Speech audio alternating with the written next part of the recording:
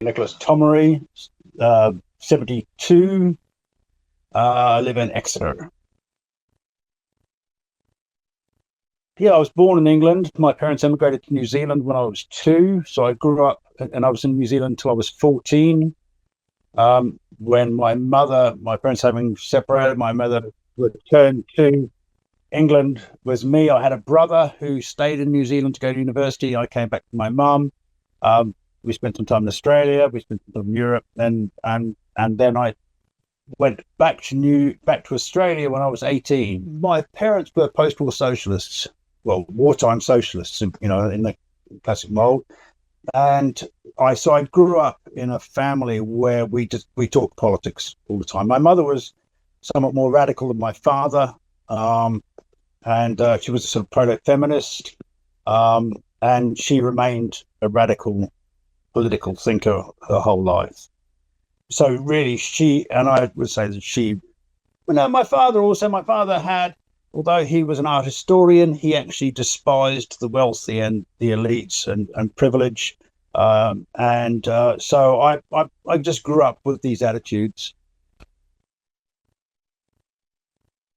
In the early 70s, so when I was in my early 20s, there was a political action in Melbourne, where I lived, called the F19 freeway demonstrations. What had happened is they built new freeways from the outer suburbs into the centre of Melbourne, and they just disgorged traffic into the inner suburbs, which were mostly Italian, Greek, immigrant suburbs. And I lived there, and I joined the protest. And I think that's the first political action I can remember taking part in. They were very significant protests. They still loom large in Australian history as political protests. So they lived with me. And then later in the 70s, well, there was punk. I was in the music business as a sound engineer and roadie. And I became involved with radical politics in Australia in the mid to late 70s. And then in the early 80s, I returned to England to pursue a political education. I wanted to go to Ruskin College, which was a place I knew about. I wanted to go to Radical College in Oxford. And so I came back to go there. But actually what happened was I got tied up in local politics. I became an activist for the Campaign for Nuclear Disarmament. And it was just a time when England, this was the peak of British anarchist activity and hard left social action. And I became a full-time activist. And I spent the 80s involved in political direct action, community organizing, I suppose we'd call it these days. But it really wasn't like that because, well, it was kind of like that, but there was such a massive movement in this country. It was fashionable amongst young. You could not be sympathetic if you were a young person in this country, or 90% of people. And then in the late 80s, I was of a mind that we need to organize differently because street protesting and direct action on street action had reached its time, and by this time also the state had rallied itself, so we were heavily repressed locally, and so I retired from overt direct action and got involved with making money and trying to finance a more sophisticated platform. And by that time, the whole movement had been through an enormous process of change and development. So we had major organizations set up by then, which in the early 80s hadn't even existed, but by the end of the 80s, we had the Anarchist Federation, Class War, who'd been big movers and shakers for most of the 80s, were sort of a bit more sidelined by that point and were taking a bit of more of a back seat. And it developed. But I really moved out of direct action politics from then until the early 2000s. So I spent the sort of 90s. And in 2007, there were some big actions in the country about, police violence and the rest of it, and I was involved in those.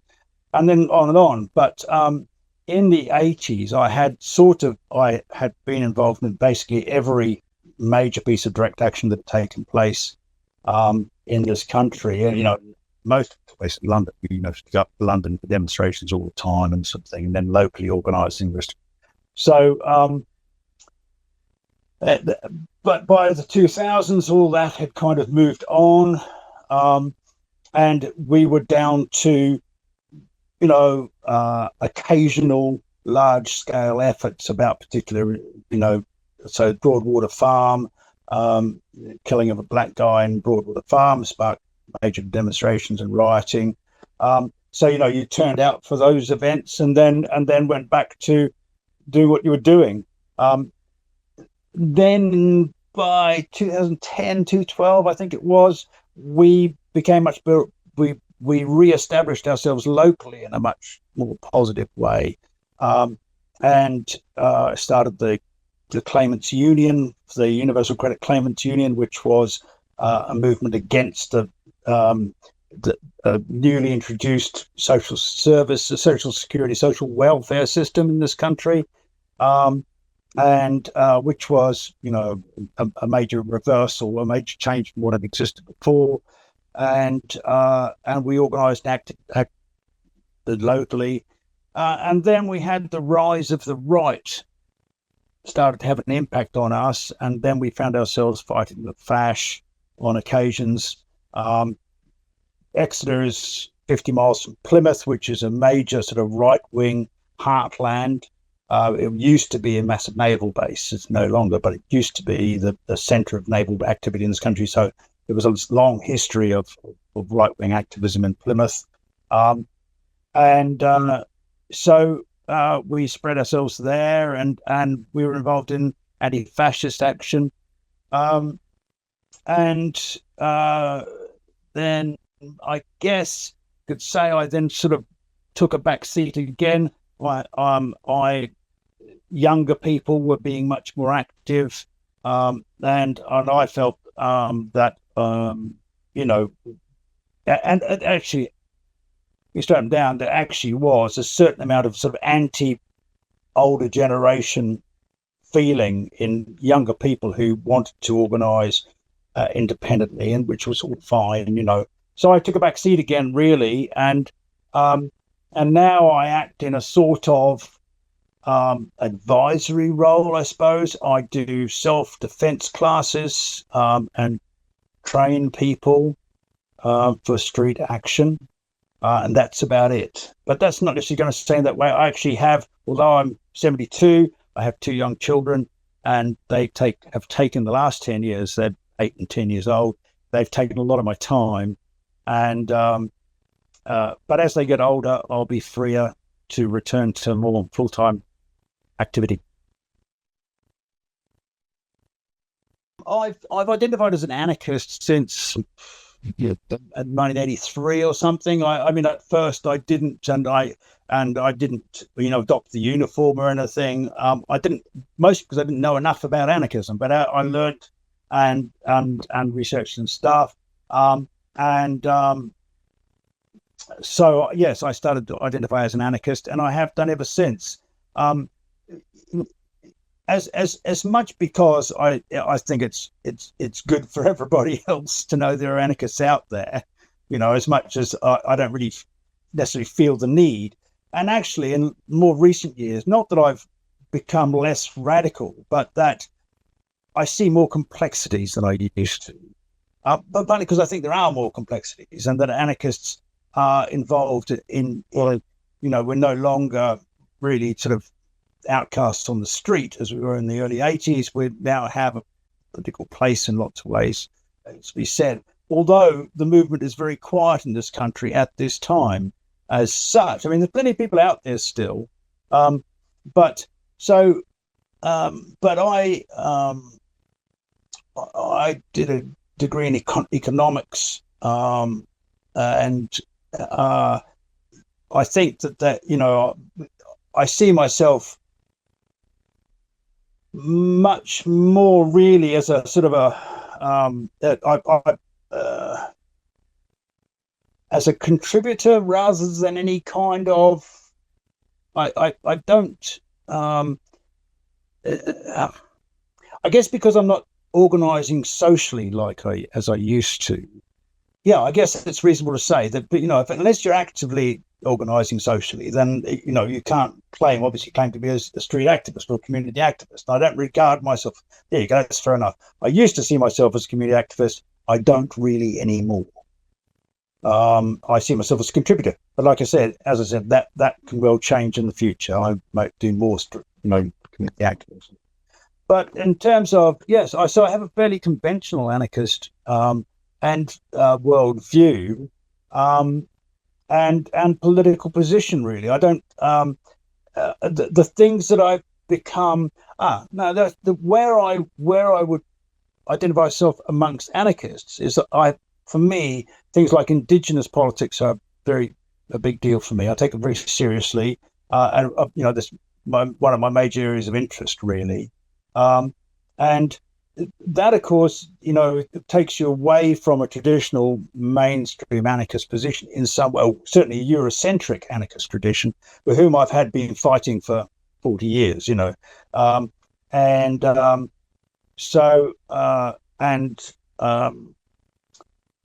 I think, a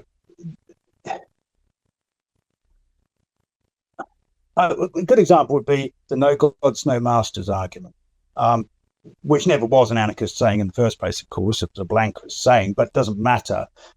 With the Eurocentric view is that religion is, all the things, all the bad side of religion.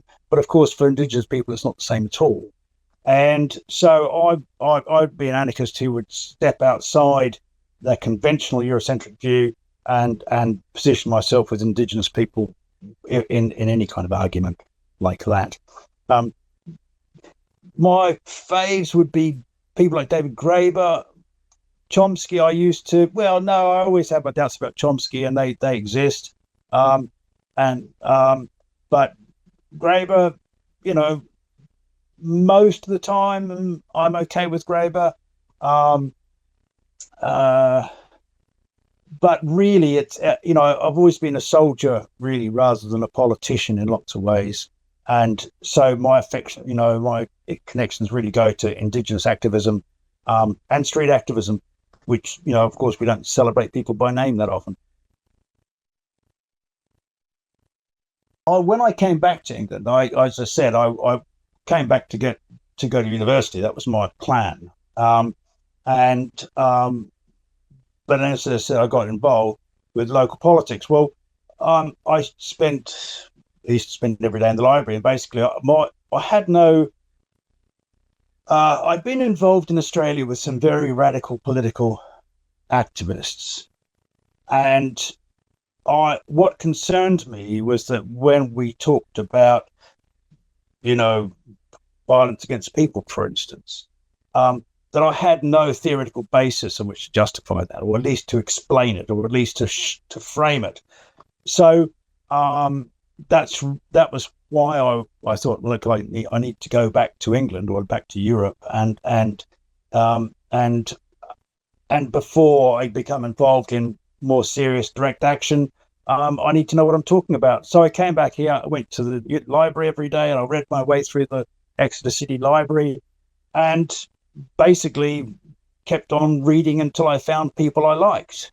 That was, and slowly I found them, and they were anarchists, and nearly anarchists, Hannah Arendt, all sorts of people. And that's how I found it. I literally looked for a political philosophy I could identify with comfortably, and that was it. I think that, again, this is one of the reasons I'm into indigenous and activism, because I think that's a lot. This is where the front lines of political conflict at its highest level are. So I think that the most important thing that European anarchists can do in lots of ways, and I see this all the time actually, what I see amongst European anarchists is consolidation. That's fair enough. But, changing ourselves, becoming more involved on a broader basis with again, especially with Indigenous activism. And I think that's where it can be best be found in lots of ways. And then on a local basis, just working locally in the way we've always done. And often that's working with people who aren't anarchists. I know socialists. I didn't in the 80s. I didn't actually know any socialists really, but now I do. And in some projects we can work together, and some we can't. So I think that there's three obvious ways for anarchists to be involved. There's the international practical level, there's the local practical level, and then there's the theoretical level, which is about educating ourselves and others. And it's although the movement here is very quiet at the moment, what I see taking place is good stuff. Is of a high quality and high degrees of understanding and knowledge and self-awareness and international connection. And then the standard, here we are fighting the fash again. We do it all the time. I think this is actually the stuff which concerns us all the time that we talk about. For me, I'm very integrated in my local community. My partner was born in Exeter, and I've lived here a long time. I've lived in Exeter longer than I've lived anywhere else in the world. And for me, that's really what I do, and I think quite a lot of other anarchists do the same, which is that, not progressive, not necessarily very aggressively or even very publicly, but just in our communities, we provide a view, an alternative view, and frankly, the arguments of the right, or the populist right, that you mentioned, who are so out there at the moment, are so thin and shallow and so easily derailed that that's not a problem, and it takes place all the time. So in social situations, at the pub or wherever, those conversations are had, and I think that's, when I go back to more full-time organizing, that's what I'm going to concentrate on, which is to try and undermine the right from within, if you like, by having a louder voice in the local communities. A small city like Exeter, 120,000 people, a small group of people can have a very big effect. Just being out there and talking and having meetings and proposing things and arguing in the right place. And I would say that for instance, in Exeter, we have the right on the back foot, really. It is quite a liberal city, given that. I mean, unlike Plymouth down the road, but we've always managed to hold our own, and I think that's down to the hangover from the activism of the 80s, which was Exeter was a major hub of anarchist activism in the 80s, and one of three cities. There were London, Bradford, and Exeter were the three major hubs of anarchism in Exeter anarchism in the 80s. And that there's a residue from that, and that's still out there. But yes, I think working locally, and showing up, turning out for things. We've got, they have a weekly demonstration at a migrant hotel out at the airport in Exeter. We go out every week too. We turn out. at the events as often as we can. Virtually, I don't think we miss any. There's always somebody there, if not very many. So yeah, street activism and social,